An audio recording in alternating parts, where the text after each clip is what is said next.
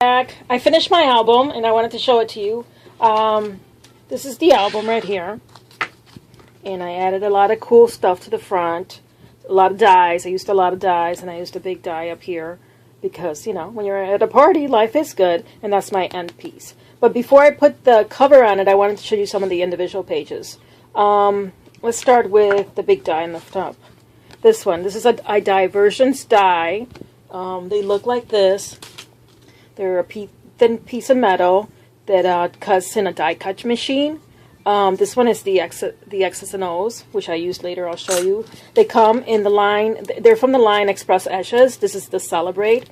I have a couple of them. I have Celebrate, Hugs and Kisses, Life is Good. The birthday one is a new one that just got released. Love these dies, and you can do so much with them. In this case, I die cut the die first, the letters first, and then I used a punch.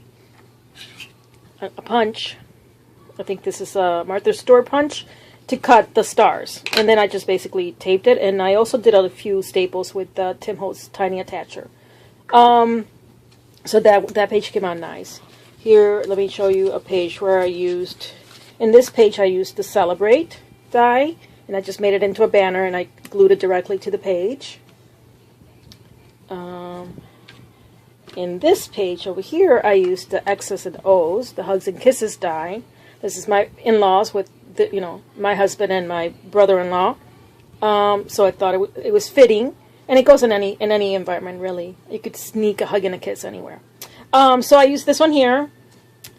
Let's see, which other one? Oh yeah, on the cover, on the front page, the plastic cover will go over it. I used some die cuts stars from the Diversion die cut star that just got released this month, and the POW because it's so fitting with fireworks, right? And this is a picture taken in between the trees. So it was a good picture. It's a good picture. I love that picture. But I can't take credit for the picture. It's not mine. I got it. A friend sent it to me. So, but I'm using it as my cover page. And that's my album. I'm going to put it all together now. Let's look at this.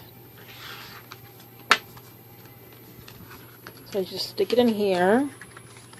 And I did mat the backs of some of them. Some of them had a good, nice paper on the back, so I didn't bother with all of them. And then with the cover.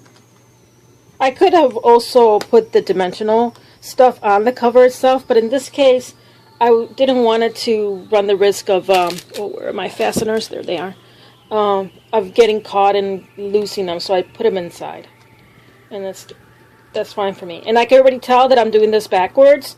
This part is supposed to be, can you focus? Yeah, that's supposed to be on the back. So I'll flip that around in a minute. But you get the idea. Let me just screw it.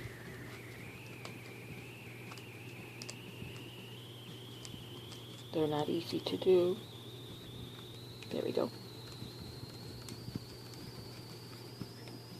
I didn't use all 25 pages.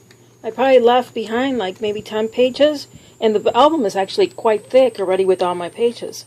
I was wondering how nice it would be to flip through it. It doesn't really open that much. You really have to kind of hold it open. So I think that's one thing I don't really like about it. But otherwise, it's a quick thing to use and put together. I'm noticing that when I'm pulling them apart to view them in the corner over here, the pictures are lifting up. I'm not really happy with that, so maybe I'll go back and put more adhesive on that.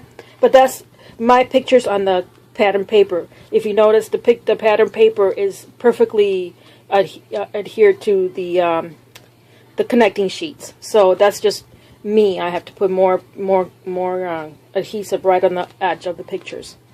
But and then this is what it looks like. I like how that sticks up from the album.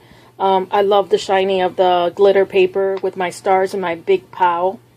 I hope you enjoyed this project. That's my end page. That picture I did take. And until next time, take care. Bye.